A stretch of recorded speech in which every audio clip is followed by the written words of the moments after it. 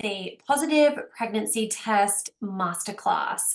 And I am just so glad that you have all taken the time out of your nights, to learn and to be present and to have an open mind about all of the new information that you are about to learn. So I would love to know in the chat, if you just click the chat box there, let me know, are you just starting out on your fertility journey, 0 to 6 months? B, been on the journey for a while, 6 to 12 months, or C, trying for longer than 12 months? Let me know in the chat. Again, if you want to just direct it at me, that's cool, but everyone is here to support you. Okay, so we've got lots of B's, a few C's as well. Great, so good to have you here. Some A's, love it. Amazing. Now, I'd love to know, what has been your main challenge on your fertility journey? And this may be multiple options. It may be A and C, it may be B and D. Let me know. So A is can't seem to get a positive pregnancy test. B, miscarriage/miscarriages. C, male sperm issues. D, PCOS, irregular cycles. Or E, other. Which of course there's lots of others. I couldn't give too many options or we'll be here all night. B, okay. A and D, can't seem to get a positive pregnancy test. PCOS plus Hashimoto's. Sounds like you've got a bit going on there, lovely. But this will be great for you to learn. I am so excited. Okay. B and C. Okay. A and C. Can't seem to get a positive pregnancy test and male sperm issues. Okay. Very interesting. A and D. Can't seem to get positive pregnancy tests and PCOS, irregular cycles. Breastfeeding first toddler still. Interesting. Okay. And yeah, there's so many different shapes and sizes to fertility issues, and that's why it can be so bloody hard to get answers on Dr. Google. It just doesn't happen. So let's get into it. So by the end of this masterclass, you will have a whole list of reasons on your pen and paper that you have in front of you right now that we need to look into for your fertility. I want you to leave this masterclass with a plan, the mindset to move forward, because this journey can get people feeling stuck. So love the meme. You know how it's like Dr. Google is like, everything's wrong with you, or like nothing's wrong with you.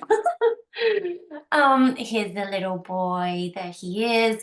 So just to let you know, I do get super excited talking about fertility, and sometimes I can talk really fast. So make sure you do have a pen and paper to make notes, because this does help you to absorb it more into your brain.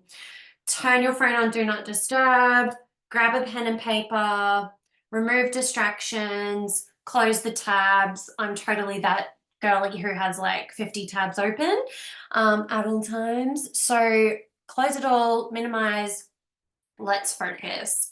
So you might see this little guy in the background as well. And share this masterclass on your stories on Instagram, and I'm giving away a copy of my Nourished Hormones recipe book tonight. So you will get a message from me tomorrow morning once I pick the winner. Love it. So a little bit about me professionally and me in my lifestyle. So they're here. He's not that small anymore. He looked so cute there. So I'm Ellen, I'm a naturopath, I have a Bachelor of Health Science, and I've worked with thousands of clients all over the world for the past 8 years. So I work with women and couples to overcome their hormonal imbalances and fertility issues of all shapes and sizes. Like I said, there's not been one client who has come to me and has been given the exact same treatment plan as anyone else.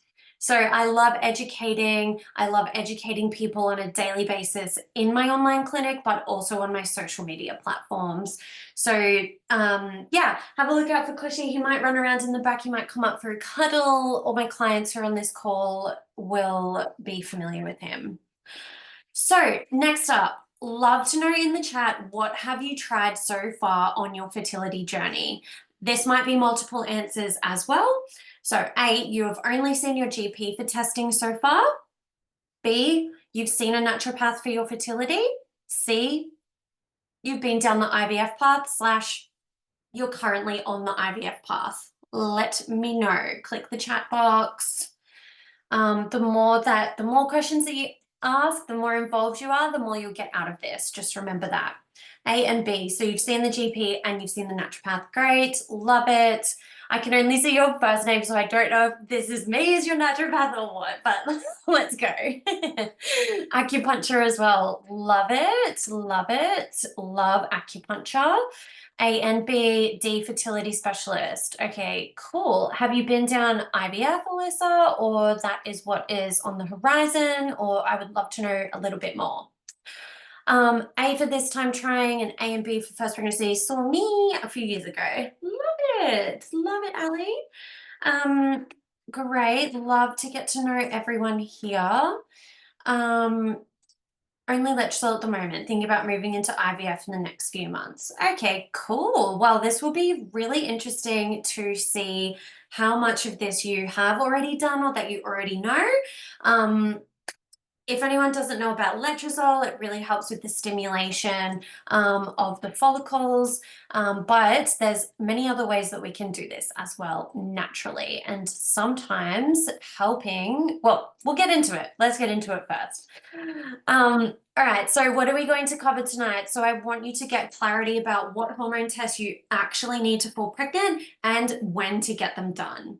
I want you to know when you are actually fertile, throw those OPK tests in the bin. I want you to understand different reasons for recurrent miscarriages. I want you to understand the link between your thyroid, your estrogen, progesterone, and your stress hormones and what we can do about it. I want you to know more about male factor infertility, because this is something that is not spoken about enough, and it is a very big piece of the puzzle. I want you to know about nutrient deficiencies and also just other options that you can actually try before having to jump down IUI or IVF, because I feel like there's just this huge gap between like, okay, we're not falling pregnant, and then going down IVF, which is usually what you do generally get told in mainstream medical model, that there's not much else you can do and that it's just a numbers game, which is certainly not true. So you are in the right place. If you are sick of feeling disappointed every time you get your period, if you are feeling overwhelmed, confused with all of the mixed messages, you know how you see on one page it's like, do this for your fertility, and then the next page is like, that's the worst thing you could do for fertility. So you know, we need to be specific about where we're getting this information from, and you know, having the clinical experience with so many clients just really does make a huge difference, being able to see this one-on-one with people. And I want you to feel excited about this journey. A lot of the time it can feel very stale and stuck when you're on this fertility journey for so long. So I want to bring back some more hope into this situation for you. So, interestingly, male or female problem? Pop in the chat who has ever really been given much information about male fertility, or how many times have you been told that it is mainly the female's fault for fertility issues? Because I hear it all the time, and pretty much every single client that comes to see me for fertility has had testing done for the female and literally zero done for the male. And this is just so important when we're thinking about fertility, and when we're not even just the conception, but when we are looking at preventing miscarriages and having a healthy pregnancy and a healthy baby. It is literally 50-50. So you can see here 20% male factor is what causes fertility issues. 20% of the time it's the female factor only, and 30% of the time it is both. So that means it is literally 50-50 for these issues, and that's how we need to treat it. That's how we need to treat clients. That's how we need to look at it for ourselves in our relationships as well. So let's get started. Understanding when you're ovulating and when you're most fertile. So let's have a look. Who else feels like they learned nothing about their hormones or periods when they're a teenager, except for don't get sex or you'll get pregnant or an STI? I should have put that that meme in there with the scene of Mean Girls. Hopefully everyone gets that reference.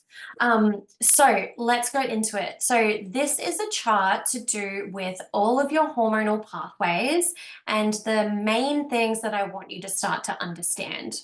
So when we are looking at your ovulation, this is what we need to understand. Ovulation. So how can we actually know when we ovulate? We certainly cannot trust our period tracking app to tell us when we're ovulating. So this needs to be highlighted, circled, starred, all of that. You cannot trust your period tracking app to tell you when you're ovulating. The period tracking app gives us an algorithm to say you get your ovulation 2 weeks after your period, but this is not the case for most people. Only 14% of women ovulate on day 14, which is pretty low when you think about it. And honestly, most of my clients that I see, once we start ovulation tracking, it's usually earlier, later. It's rarely around that mid-cycle. I'll show you one of my charts soon so you can actually see what I'm talking about as well. But ovulation, we cannot trust an OPK test to tell us when we're ovulating either. So an OPK test, if you have used these before, it shows us what the level of your LH hormone is actually doing. So your LH hormone is something that helps to stimulate ovulation. It does help to stimulate that, but it doesn't confirm an ovulation. So your LH could be spiking multiple times in the month. You could get an LH spike on day 10, but maybe it's just too early and you weren't testing your LH. You could get an LH spike on day 14, but the ovulation may not happen. The LH spike could also happen on day 20, and that's when your ovulation happens. But most people don't think that ovulation happens that late in the month, and they rarely will be doing OPK test then anyhow. Another reason why you cannot trust an OPK test is that you could have high LH first thing in the morning, but you might be doing your OPK test when you get home from work, or vice versa. You could have your LH surge at nighttime. You've already done your LH test in the morning and it was negative, so we've moved past that. So there is so much room for inaccuracy, so much room for false positives and false negatives that we just cannot rely on it. So what can we rely on? We can rely on basal body temperature tracking and cervical mucus tracking. So your basal body temperature spikes at ovulation and it stays high during this luteal phase of the month. And why is this important that we know? Because it's telling us that we have ovulated and that there's no chance that we're going to conceive in this part of the month, but we know that we have ovulated. So if we have fallen pregnant, we know when it's happened. And this is just so important for so many reasons, so that you're not wasting your time on your fertility journey, but also so that we can manage expectations. It gives us so much information because you can be getting a period, but not ovulating. So you cannot also just rely on the fact that, well, I have a regular period, so that must mean that I have ovulated. It's just not the case. So when we are looking at our basal body temperature, we need to be able to track it properly. And that's why I like to use the Tempera fertility tracker, which I'll talk more about in a second. So let's move on to some of these hormones here. So you can see that we have this orange hormone here called estradiol, which is a type of estrogen. And so your estradiol is the one that's most dominant in the first half of your cycle, which is in your follicular phase. So that's when the follicle is growing, helping to mature that egg, preparing it for ovulation. And then after the ovulation is when your estrogen drops and your progesterone should start rising. And your progesterone should peak around about 7 days post ovulation. So this is the perfect time to get your hormones checked. 7 days post ovulation is the ideal window to get your progesterone and estrogen checked. So the reason why so many people get told that hormone tests are inaccurate, hormone testing doesn't mean anything, is because it doesn't get tested on the right day. If we test your hormones here, day 7, it means nothing. We can't actually interpret it. So a lot of the time when your hormones don't make any sense on the blood test, it's usually because they haven't been done at the right time of the cycle. So, again, we can tell if you've ovulated by looking at hormone testing for sure, but confirming it with your basal body temperature is so much more accurate. So I do really like to combine all of these different methods of basal body temperature tracking, checking your hormones to make sure that this is all right, and also cervical mucus tracking, which I'll talk about in a sec. So another important factor with progesterone is that this is what helps with implantation. So when we conceive, we need this progesterone to keep spiking. So when you actually fall pregnant here, once you conceive, your progesterone should not drop off. Your progesterone only drops off when you're about to get your period. So when you've conceived, this progesterone should keep skyrocketing. And that's why using herbal medicine to be able to help with your progesterone levels can really help people who have had miscarriages early on, chemical pregnancies, or people who can't get past that implantation stage. And this is included for people who are going down the IVF route as well. I do recommend support for your progesterone when you are on IVF cycles as well. So again, we cannot get pregnant every day of the cycle. You are only fertile for about 5 to 6 days of the month. So why is that? Does anyone know? Write in the chat. Let me know. The egg only lasts for 12 to 24 hours. So how come we are fertile for 5 to 6 days? Let's just digest all of that information for a moment. See if anyone has the answer. I'll give you a hint. It's to do with the sperm and how much we help the sperm still. Okay, maybe no one knows. Oh, there you go. Gold star for Jess. Yes, that is true. So sperm can live for up to 5 to 6 days in the cervical mucus that we make. So how cool is that? So we are fertile for the 5 to 6 days before the ovulation. So here. So the sperm can, you can have sex 5 days before ovulation because you've got the right levels of your cervical mucus, which changes the pH in there to help the sperm live. The cervical mucus also helps to create little lanes, swimming lanes for the sperm to swim all the way up towards the egg. Like, how cool is that? It's just absolutely incredible. I actually can't think about it too in depth because it just blows my mind. But so this is why we need to, great question, how can we make sure our cervical mucus is healthy? So you need to start looking at it. You need to start looking at your cervical mucus and you need to understand the different types. So I'm going to show you a picture of what the fertile cervical mucus generally looks like. Remember, this is all nuanced, but that's kind of what we want it to look like.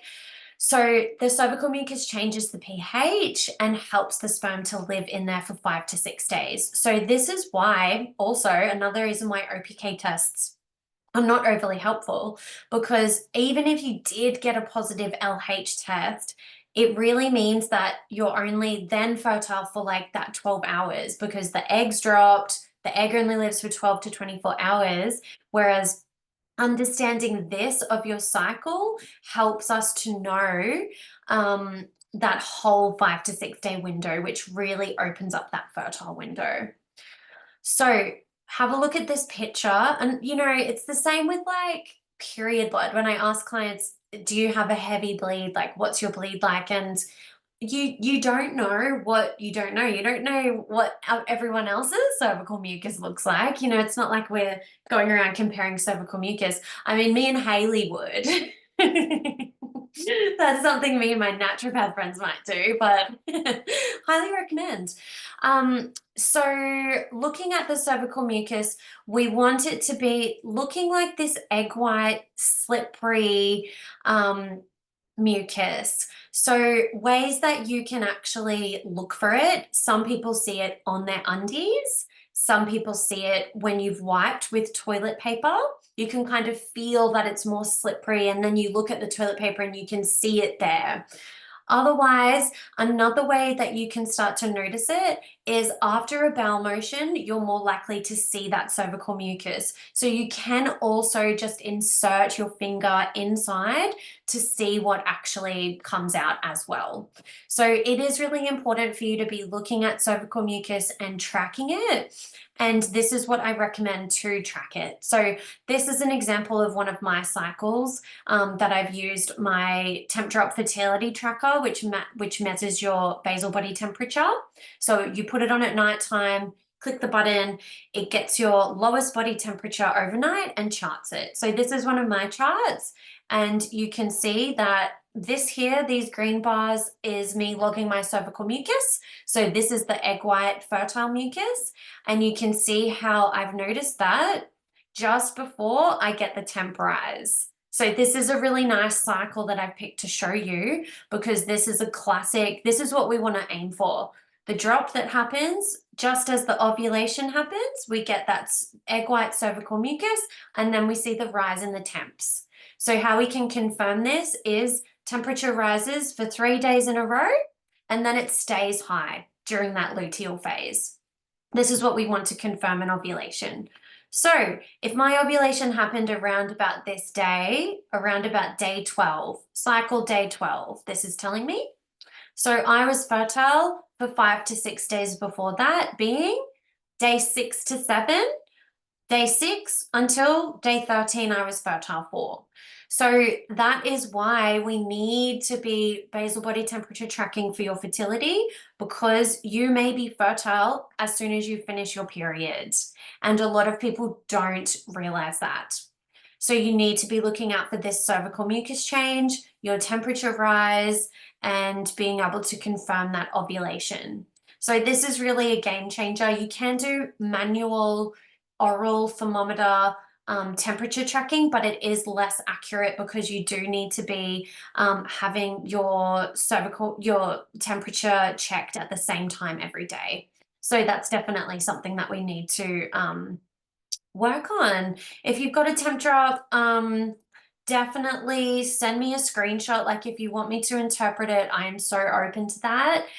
Sometimes it can be confusing. Not everyone's charts will look like this straight away. Sometimes they can be really erratic and you're like, what is going on? Like, have I ovulated?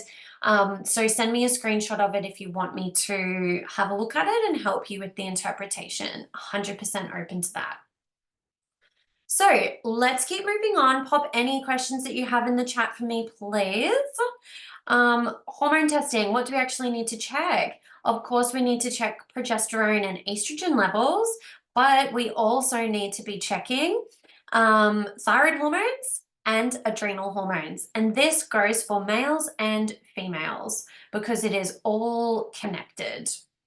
So, list of hormones and nutrients to get tested. So take a screenshot of this, take a picture, and I'm going to run you through why these are important. So we really need to make sure that your estrogen and progesterone are balanced on that 7 days post ovulation, around about day 21 of your cycle. If you have a normal 30-day cycle and you are ovulating around mid-cycle, then getting these checked on day 21 is essential. We also need to look at the LH and FSH as well to make sure these are nice and stable. We need to be checking testosterone levels. We need to be looking at SHBG as well, because these two are in the androgen category of your hormones. And if these are high, this can lead to stopping your ovulation. You can still be having a regular period, but you may not be ovulating. So obviously, number one thing we need to get going is your ovulation when you're on a fertility journey. So if you have irregular cycles, if you have PCOS, anything like that, you need to get these checked. SHBG stands for sex hormone binding globulin. So that means it binds up to sex hormones. So if you do have low progesterone, if you do have low estrogen, issues with testosterone, this could be the problem. Why does this get high? It can be from using contraception. So even if you've only been on contraception for, say, 6 months, that could be a problem. So definitely get this checked. If you've come off contraception and you're trying to fall pregnant, this is a very important one, and it doesn't always lower by itself. So we do need to work with herbal medicine, zinc, these types of nutrients to help lower the SHBG and testosterone. Next one that's important is your insulin and glucose levels. So really important to look at your insulin levels, because high insulin or insulin resistance can also cause issues with ovulation. So if we think about hormones in a pyramid, and the most important hormone on top, queen of the hormones, is your insulin. This drives everything, and we can manage this a lot through diet and lifestyle and exercise. So if you get anything like, if you feel hangry, put your hand up if you feel hangry. If you get lightheaded when you haven't eaten in a while, get a bit dizzy, get a bit shaky, irritable, excessive thirst, these things could be leading to or telling us that the insulin could be elevated. So that basically means that we're not converting our sugars or carbohydrates into energy effectively. So we really need to get that sorted. Insulin levels should be 6 or under is what I like to aim for. So if you've had any of these tests done, have a look at your results, because the reference ranges on pathology forms are so broad. Those reference ranges from normal pathology labs are the same for a 15-year-old female as they are for a 60-year-old male.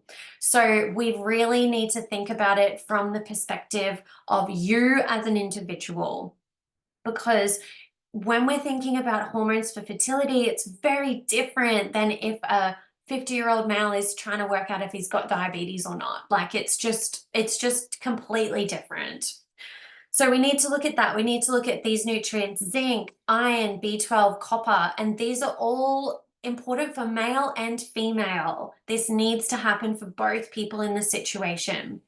If your partner has high iron, this can totally mess up the sperm completely. If he has low zinc, this is going to make the sperm not form properly, not actually form the right tails, the right heads to move through up to the egg. We need to look at thyroid function. We need to check your iodine, because this is important for progesterone, and we need to check vitamin D. This one is essential for pregnancy.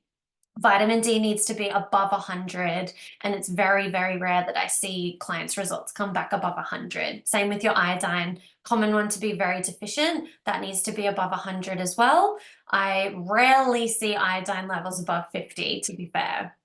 So again, take a screenshot of this. Love it. Let's get into it. Semen analysis, something that never gets talked about. So 223 studies based on semen samples collected between 1973 and 2018 showed a sperm count decline by 51.6%. Like, can you even believe that? The decline accelerated more than twofold after the year 2000. So things that are happening in our world and our environment is causing these fertility problems. And it is just so, so important for us to focus on this, because so many times I see couples who have been trying for a year, to get Medicare rebated semen analysis. They only recommend doing it after a year of trying, which I think is just outrageous, because poor sperm quality can also contribute to miscarriage, can also contribute to low birth weight. It can contribute to so many issues. So just also noting, these studies removed males who had subfertility. So they removed males who were smokers. They removed males who had diseases. This is just generally healthy people getting this test and showing a 51% decline in sperm health over 50 years. So remembering that this sperm count decline goes hand in hand with declines in testosterone. So, this is not just about fertility. With our men, this is about their overall health. Fertility is a sign of health as well. Remember that. So looking at reference ranges for semen analysis. So when we're thinking about reference ranges, just like I said before, those reference ranges for blood pathology is different from person to person. But as the sperm rates go down, they just change the reference ranges. WHO reference ranges have been reduced so much over the past 50 years, it's crazy. So we want to aim for, this is what I always aim for with my clients, we want to aim for getting you into the 50th percentile. So we want the volume to be, double, over double. We want the concentration, like how much sperm. Look at this difference. This is the bare minimum. 15 million per mil is nothing. We want to be aiming for up to 73 million per mil. So if your partner has had a semen analysis done, get those results out, screenshot this and compare them and see where that sperm analysis is sitting. Remembering that motility is how the sperm is swimming. So remember, we help them all we can with our cervical mucus. We help them all we possibly can to help drive it up there. But the sperm need to be able to swim in the right direction. Otherwise, also, the egg is going to say no. So it's actually not about the fastest sperm to get to the egg. The egg actually chooses the sperm, which I also love. I'll have to send this video to you guys.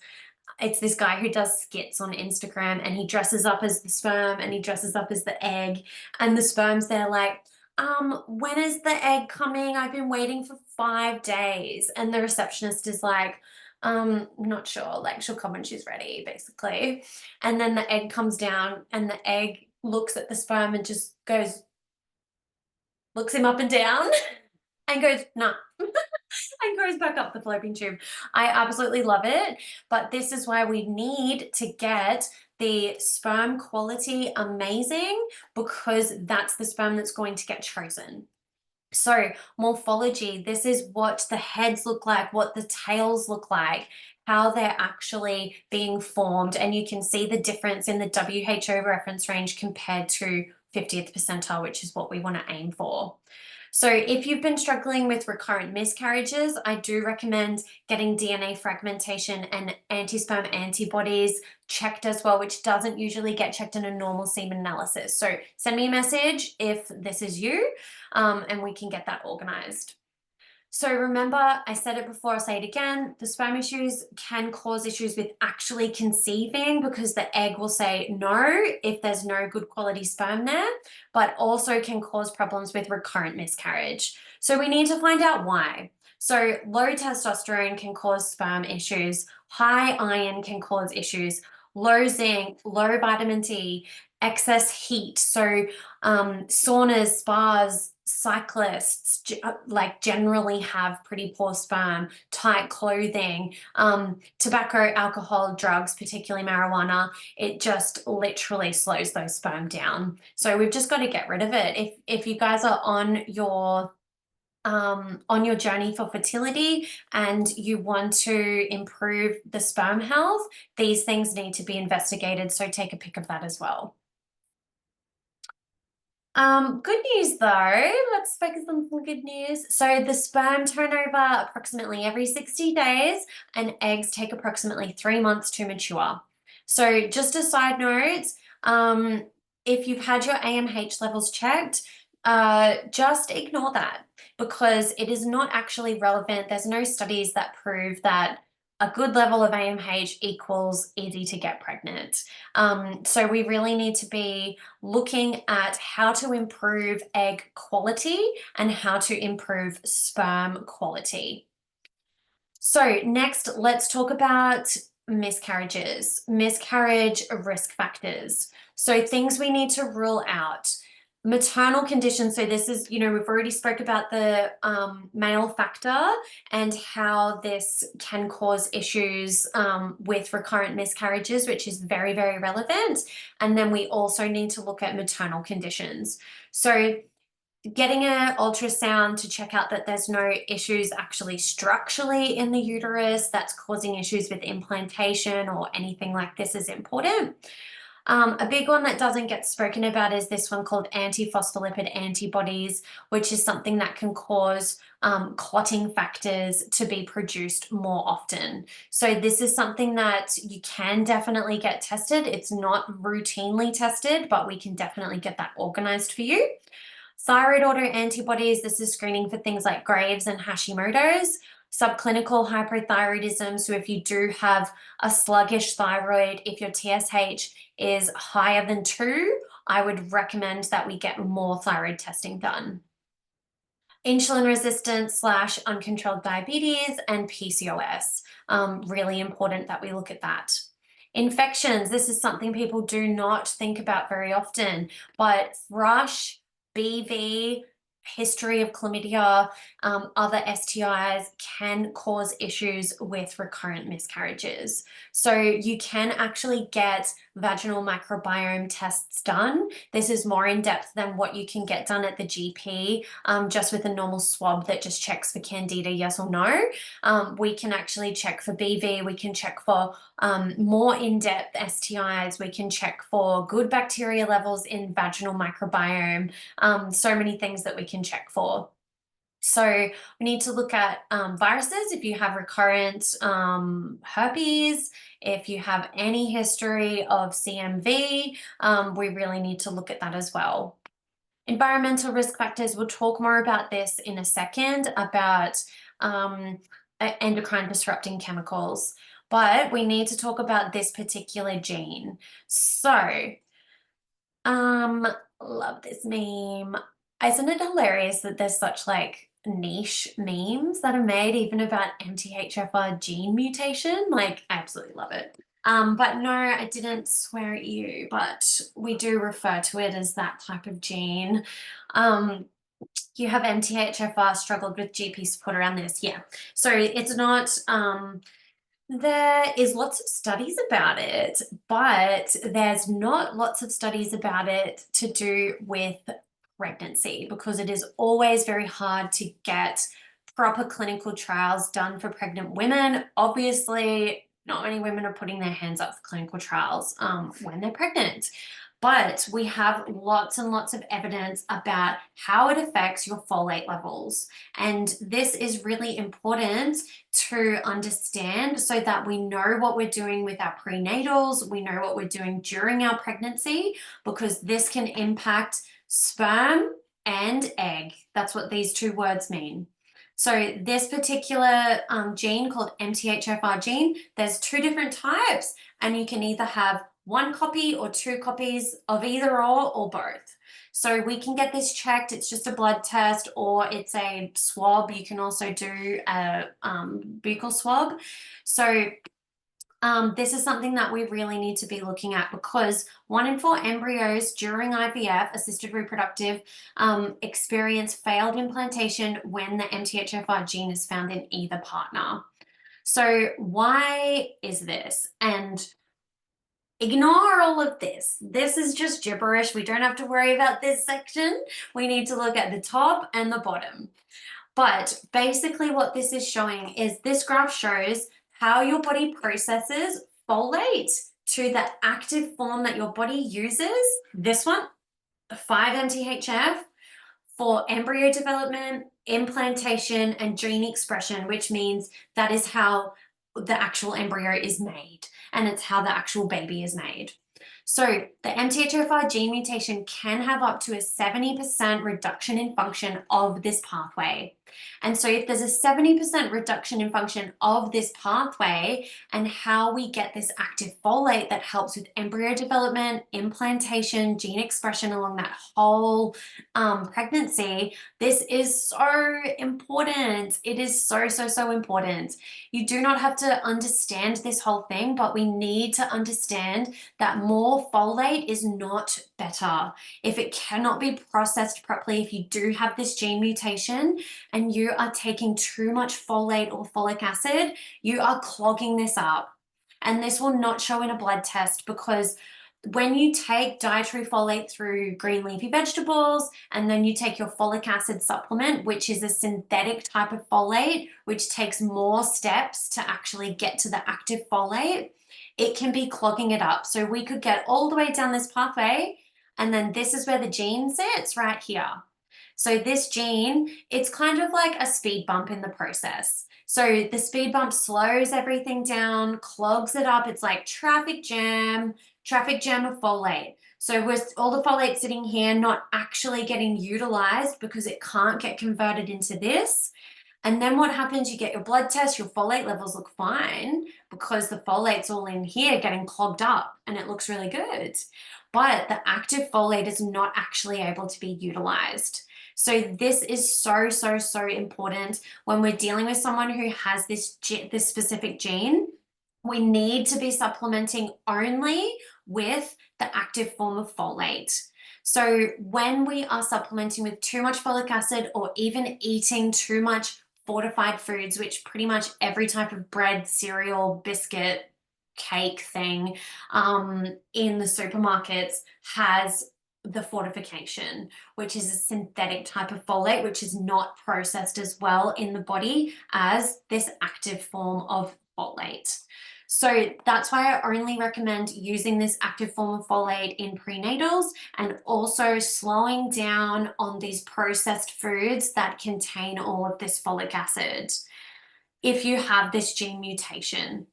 So there are specific types of prenatals, and sometimes I won't even do a prenatal. I'll just do a bunch of different supplements that help the client as an individual that include this particular form of folate. So we can't change the genes, but we can help the way that they are expressed in the body. So this seems like a bit heavy, but overall, does it make sense?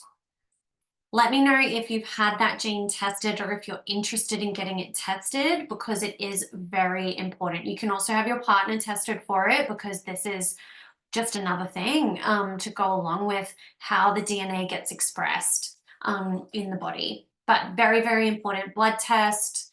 It is Medicare rebatable if you have a family history of it, but I think it only costs like $50 to get checked just through my form. So if you need that, let me know. No, the gene cannot be turned off and on, but we can help it. So we don't want to clog up the system with all of this synthetic folic acid. We need to be supporting it with this particular form of folate and these contributing nutrients like B6, B2.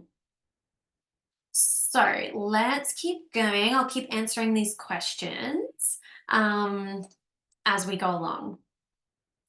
So next, endocrine disrupting chemicals. So has anyone heard about endocrine disrupting chemicals?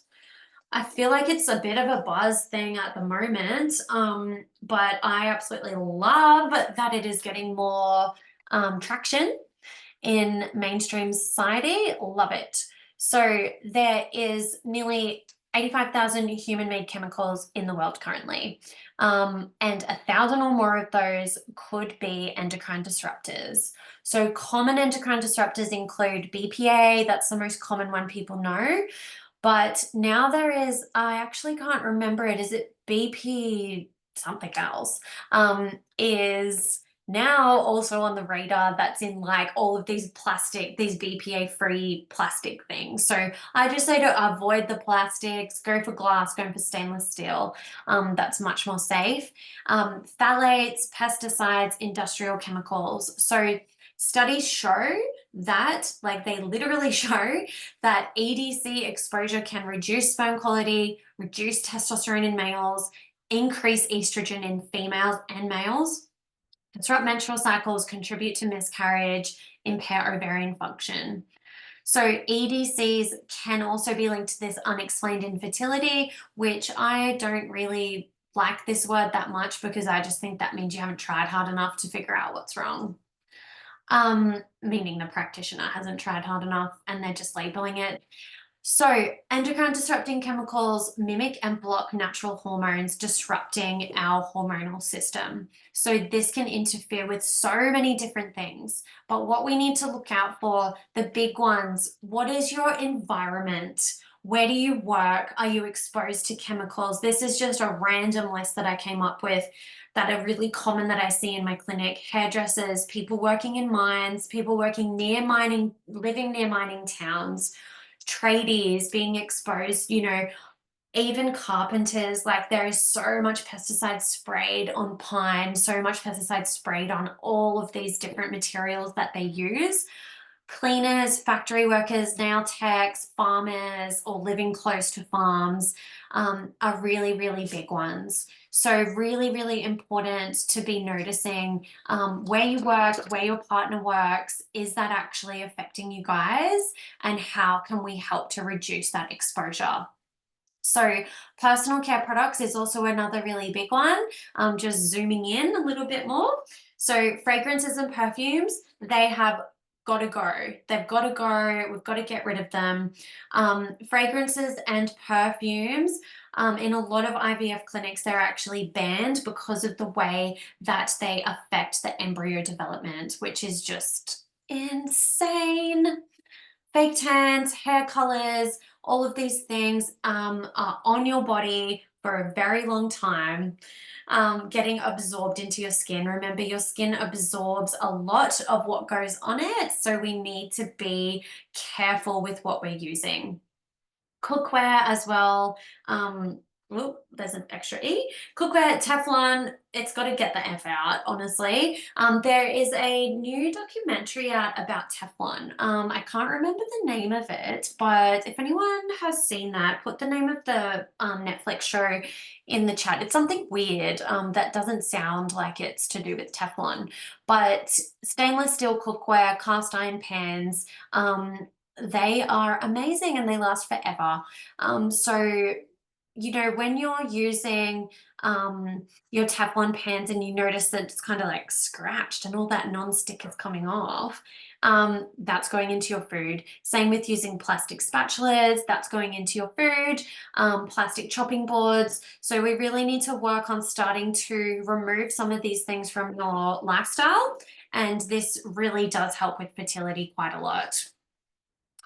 So, oh yeah, Dark Waters. Thank you. Thank you. Yeah, Dark Waters. I don't know why it's called that. Anyway, maybe I need to rewatch it and pay more attention. So foods to increase in preconception. So these are the foods that have been shown to help with your hormonal balance, decreased chance of miscarriage, better egg quality, better sperm health, and a better pregnancy journey. So we really need to be aiming for 3 liters of filtered water per day, grass-fed, organic red meat, organic chicken, local fish, wild-caught fish to reduce exposure to heavy metals. We need to be aiming for at least 3 cups of organic vegetables per day. You can look up the Dirty Dozen if that helps you to be able to buy organic as much as possible. Brazil nuts, flax seeds are amazing. You can get ground flax, grind it up yourself. Bone broth, dos flakes. Take a picture of this, screenshot, put it on your fridge. Make sure you're getting all of these foods in every day. Remember, our hormones are made from good fats in our diet. So we need to be increasing fats. Don't be scared of fats. I can sometimes eat a whole avocado a day. Sometimes people are like, what? Butter on everything. Foods to decrease when you're wanting to fall pregnant. So I do recommend to remove alcohol, remove refined sugar, one coffee a day if needed. Just eat real food, no preservatives, no flavors, no colors. Even if it says natural flavor, even if it says natural color, it's generally not. There's no regulation on these types of things, just like perfumes. If it says natural fragrance, it's not. It's not regulated industry. It can be made up of like 300 different chemicals. So it's just got to go. I just like to use some light essential oils. I usually just put it on my clothes, in my hair, and it just helps to keep it kind of stay for a little bit longer. But what actually makes perfumes stay on you is these phthalates. So this is actually what helps to stick those synthetic fragrances to you, which obviously we want to avoid. So again, take a picture of this. These are both for you and your partner. Both people in the picture have got to do this because this is what helps with sperm quality and egg quality. So, quick case study to run you through one of my clients. I thought you might be interested in hearing her story. So, this client is 33 years old, history of 2 miscarriages, told by the GP to come back only after she's had 3 miscarriages as they can't help her before that, which is honestly not an uncommon thing for me to hear. And it makes me want to throw my computer at the wall. But this is the reality of how women get treated and supported in a lot of fertility treatments. So we need to do better than this, and we need to work on the reason why these miscarriages are happening. So she'd been diagnosed with PCOS with irregular cycles by her GP. We found in her bloods that she had low ferritin, which is her stores of her iron. We found low vitamin D, low iodine, low progesterone, and high insulin, meaning she had insulin resistance at 16, meaning her insulin was 16, and she was positive for the MTHFR gene. So high insulin shows that it is insulin-resistant PCOS, which is the reason for the irregular cycles.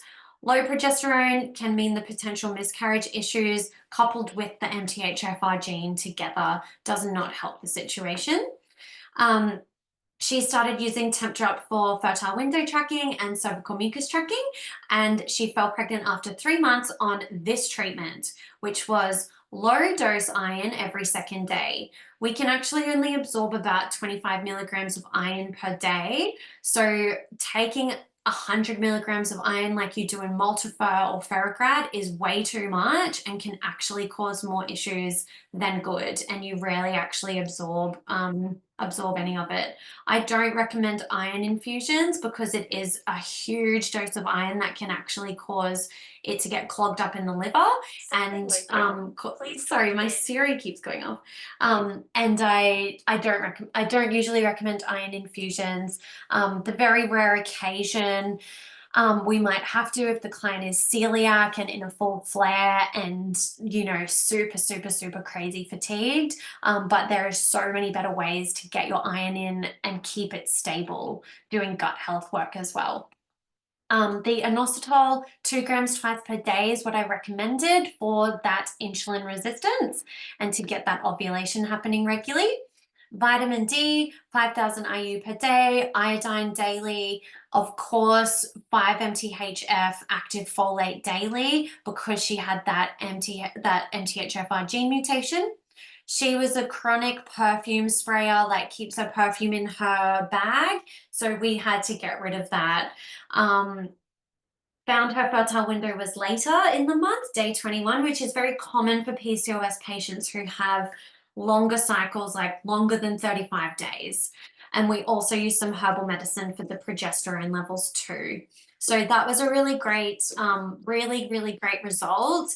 And, getting your iron levels up, getting these nutrient levels up before you fall pregnant is really beneficial, because if you're trying to build up your nutrients in pregnancy, when you are actually not the priority. Your baby is the priority for nutrients and food. So it's very common to see these levels go down, which is why we need to support it beforehand. So imagine feeling confident that you know your fertile window, know exactly when you can get pregnant. If you have a straightforward treatment plan, having clarity on what you actually need to do for your fertility, being able to stop stressing all month long that whether you're going to get your period or not, and just feeling calm and confident. Like, how good would that feel? I feel like there's so much head noise around fertility and like, do this, don't do this, see that person. And it can feel really overwhelming. So, this is another one of my beautiful clients who now has her little baby. She joined my natural fertility course, which she learned lots about her partner's sperm, which was not great, and we had to do a bit of work on that. But look at her, just so stunning. Um, so really, the way that I see it, when you're on these fertility journeys, you basically have three options, right? So first one is you do nothing and continue to go about what you're doing at the moment, not having those tools to move forward and get results. Basically just like crossing your fingers and hoping for the best. Number two option, you can do it yourself, search through Dr. Google, waste those months trying different fertility supplements, which may not actually even be right for you. Or you can allow me to coach you, which I have done for many, many clients in my step-by-step fertility framework, to really work on transforming, investigating these different things going on with your fertility, to be able to see what missing puzzle pieces that you are actually going through. So that's why I've created this online program. So I would love for everyone to check this out. I'm just going to put the link for this program in the chat now if you are interested in joining us in a group dynamic. So I do offer one-on-one sessions in this program as well. So the things that we will be covering is going more in depth, being able to do tutorials and notice when you are actually fertile. I'll be able to talk you through your temp charts. I'll be able to actually tell you when you're most likely to conceive. Working on those egg and sperm, going through sperm analysis with you, working on nervous system regulation to support your hormones, and of course working to help your meals to be suitable for your fertility as well. So I've been running this program for quite a while now, but I've decided to run it as a live course now over the next 6 weeks. So we'll be starting in a couple of weeks' time. And it's a 6-week coaching container. So you'll be added to the group. You'll have access to everything on my course, which just has lots of tutorials, lots of learnings, goes way more in depth than what I could in an hour today. We'll also be having weekly group coaching sessions. So that's when you can come up with any questions you have. You can send me results. You can send me your charts. We'll be able to go over them together. We'll be able to go into more depth about so many different topics. And you also will have one-on-one naturopath consult with me for personalized fertility treatment plan because you need it. So a bonus that I'm adding in for you guys for coming tonight is that if you do sign up by Friday, I will be adding in a complimentary hormone test, pathology test interpretation session for you, which is honestly invaluable. I'll be able to obviously order the tests for you and then be able to go over them with you. So this is what's included. Take a screenshot, take a picture. These are just a snapshot of what we will be covering. You will have access to the course for lifetime.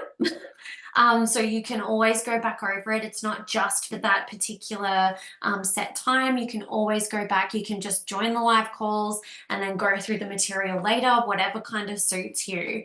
But you will have that support with me one-on-one and the live calls, which we'll be doing at different times during the week so that everyone can kind of make it. They'll be recorded though. and also daily support in our group. Um, so this is for you if any of this, if you've been wanting to fall pregnant, if you've been trying for a while, if you tried IVF, if you have irregular cycles, PCOS, miscarriages, this is really what we can work on at the root core level of what's going on with your fertility. Because as you can see tonight, there's so much that we need to cover. And this is just the best messages to get. Honestly, I can't even deal. It's just great. So, cost-wise, so total value probably over this. I'm offering it to you for $297, which is honestly a steal. I am just so excited to get this group container happening for you to feel supported in a group dynamic and with one-on-one consulting with me as well. So if you're ready to take the steps, check out that link in the chat, save it for later. And before we get to the Q&A, which I'm about to get to, one more thing I'd like you to do is think about December 31st, 2024. So in 4 months' time, you could be on your way to getting to your goal of falling pregnant and keeping the pregnancy. That's something that you've struggled with. Imagine understanding your body, not just having to trust Dr. Google, not just having to order another bloody fertility supplement online, and being able to have a new relationship with your partner's sperm, your egg. That sounded weird, but whatever. So this is really what we need to be working on. So thinking about that, visualizing it, how do you want your life to be? Like, we need to make change. Nothing changes if nothing changes is one of my absolutely favorite sayings. We need to take action, and we need to take inspired action, and we need to have the right support system around you. So let's get into it. Also, I do have a podcast. I don't know if you know, but look at him. Look at that little fluff ball. So let's get into these questions. I'm just going to scroll up to the top, I think, and start from the beginning. So pop your questions in. I'm going to keep answering them. So, okay. Yeah, all right. We spoke about that. Letrozole, yes, the sperm can live inside for 5 days. Cervical mucus, yes. So there is a really great page. I'll send it in a follow-up email because I actually can't remember her name. I think it's fertility charting, but you might have a hard time finding her because she keeps getting blocked because she keeps putting the the pictures of the cervical mucus on her page. It's not funny because it sucks that people get blocked for that. But she just has some really good diagrams. In the fertility course, I have a whole ebook on cervical mucus with all pictures of the different types and when you should be noticing it and how to track it properly. So that is definitely part of the course as well. You've been told in the past to take temperatures internally. Do you mean orally or vaginally? Because so I would say that definitely oral temp would be the best if you don't have a temp drop chart, if you don't have a temp drop device, but I'm not too sure what you mean by that. Let me know in the chat if you can, Ali. Because the temp drop is the best because it actually takes temperatures all during the night. So it takes like hundreds and hundreds of temps and it finds your lowest, most consistent temperature. So things that can affect your basal body temperature is if you have a fever, if you've been drinking alcohol, and if you've been up and down in the night. So if you are a shift worker, if you have young kids and you're trying to find a way to do your basal body temperature, it can be difficult, but the temp drop helps all of those situations. So definitely look at that one. I'll send you guys a link as well for the temp drop. I've got a 10% discount code, which is always good. Um, okay, and then we've got um in past stages of trying to conceive, I've struggled with GP willing to do all of the suggested tests. What are some ways around this? Yes, so I can order them for you. So I can order all tests for you. It's just not covered under Medicare. So there are some doctors, like if you DM me, let me know where you live, and I can let you know if there's any doctors that I work with who are willing to do these tests because there is. There are some GPs around who will do them, but if you just want to bypass that situation, I can order the test for you. It's just privately paid. It's just through normal labs as well. So it's super easy. So wherever you live, we can organize it. Um, and it just saves you by the time you pay for the GP appointment, no, you have to pay again to go get the results, all of this. Um, no, the temp drop does not have EMFs, so it only emits EMFs when it's being synced, which you only have to do every like 3 days. The new one you can do every 7 days. Um, so it only has the EMFs then because it's connecting with the Bluetooth for your phone, but when it's just on you, it doesn't. I checked that out because I'm super sensitive to EMFs. Okay, so um do, do, do, do, do. Can you ask the GP for this or a specialist? I think that was the semen analysis, wasn't it? So you can definitely ask the GP. Usually they won't check those extra ones like the DNA fragmentation or the anti-sperm antibodies. So if you've had a recurrent miscarriage, if things are a bit more complex, then definitely send me a message and I can send you to the right pathology lab to get that done that specializes more in the semen analysis. Great. You have MTHFR also struggle with GP support. Yeah, it is a bit difficult because it's new, like it's new emerging research. I went to a whole conference 2 weekends ago in Sydney on fertility and miscarriage around, specifically around genetics. And there's so much to it. Honestly, it was like a different language. I've studied MTHFR gene mutation for a long time and a few other genes that are really well known. But yeah, honestly, there's so much in medicine, and we really also can't expect. Honestly, we can't really expect the GP to know everything about everything. We need to get the right support from the right people who specialize in these areas. So, depending on what you needed help with, being supported with the MTHFR gene, whether it was just testing, but technically under Medicare, if you have a family history, if any of your siblings or your parents have been tested positive to MTHFR gene, then you should be able to get it under Medicare for free. Um, okay. Okay, I'll work on this. Oh, hold on now, I've lost my spot. Oh, here we go. Is there a way to see if the sperm fertilizes the egg but implantation doesn't occur?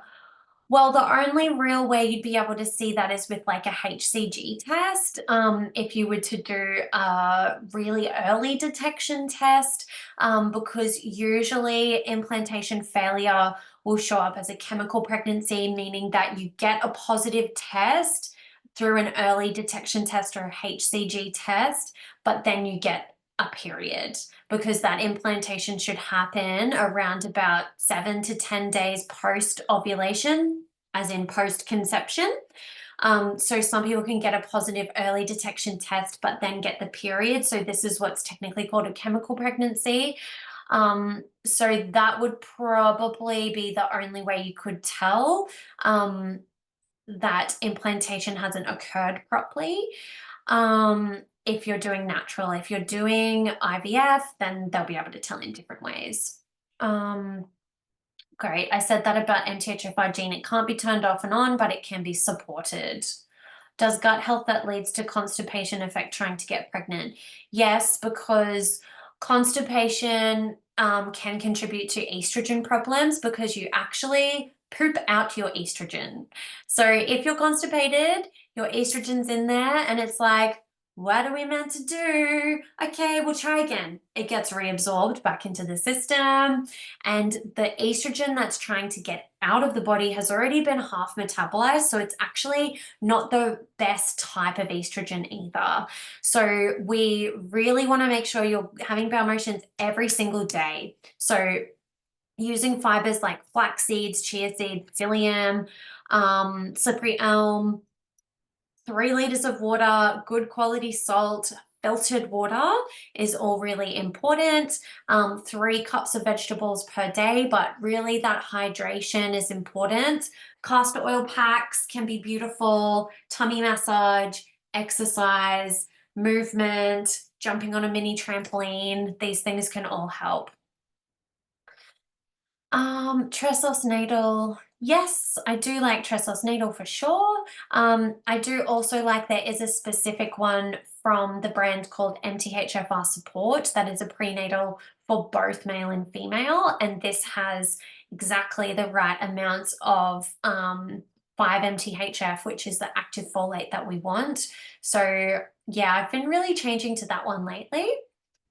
Um, Great, dark waters. I said about the iron infusions. Oh, you had 2 in the space of a week. Well, I guess you really need to see like really checking inflammation markers, checking your iron levels again 2 months after the infusion to see if it has actually done anything, because a lot of the time the iron can go up from the iron infusion, but then it doesn't stick because the iron just gets pushed out of the body. You know, when you take an iron supplement like those multiferol ferrograd, then you end up with constipation and black stools. That's the iron being like, we couldn't get absorbed. We've just got to head out. See yous. So that's why the constipation can happen, black stools, because it's not getting absorbed. So you really need to only be taking 24 milligrams of iron every second day, I recommend. Okay. You've just found out you have adenomyosis after a miscarriage. I've been referred to a gyno. Have you worked with this before? Definitely. So, we need to figure out why the adenomyosis is happening, because this can definitely cause issues with implantation and can cause issues with holding the baby as well. But definitely also need to look into male factor. I would definitely be like looking at that sperm analysis under a microscope, looking at your estrogen levels, progesterone levels for sure, looking at your liver function. Really, really important. So yes, definitely reach out to me. I answered the temp drop question with the EMFs. Fertility specialist mentioned that I should fall pregnant within the next couple of months now that I'm on letrozole, because everything else looks perfect along with my husband results. Can everything look perfect and not work out? Well, it can. Um, so, I guess it depends how in depth the fertility specialist has gone, because there's so many reasons why miscarriage can happen and why conception. Sorry, I forget, did you say you've had a miscarriage before? Or you just haven't been able to fall pregnant?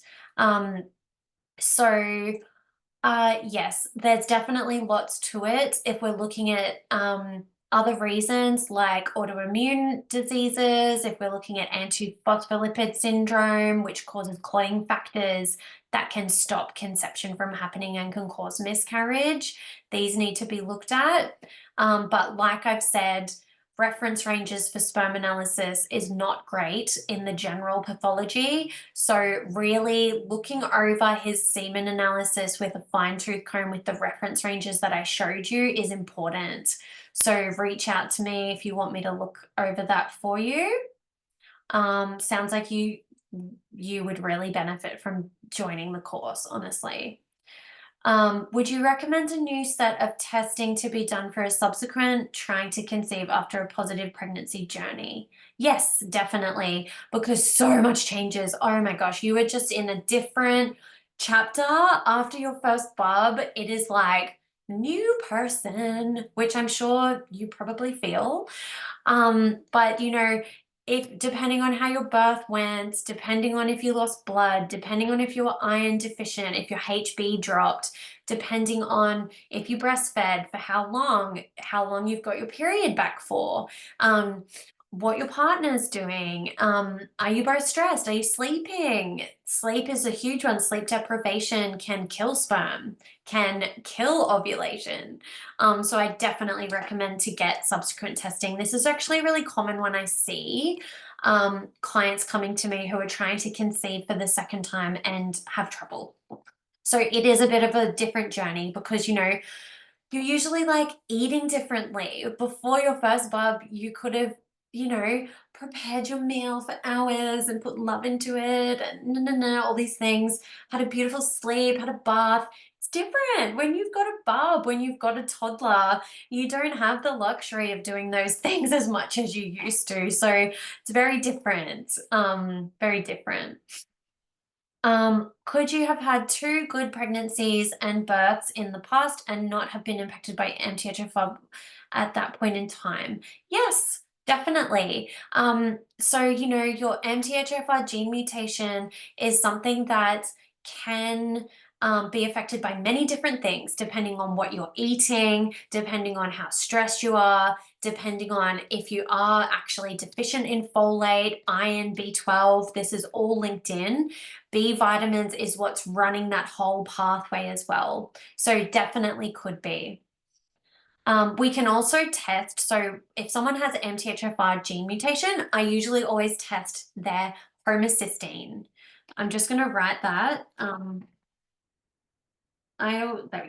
Homocysteine is one that I always get checked for people with MTHFR gene mutation because it tells us how that pathway is working. So you can't just rely on folate is good or good. We need to be looking at the gene and the homocysteine. Oh, I've lost my spot again. Let's keep going. Okay. Should you avoid castor oil packing if trying to conceive?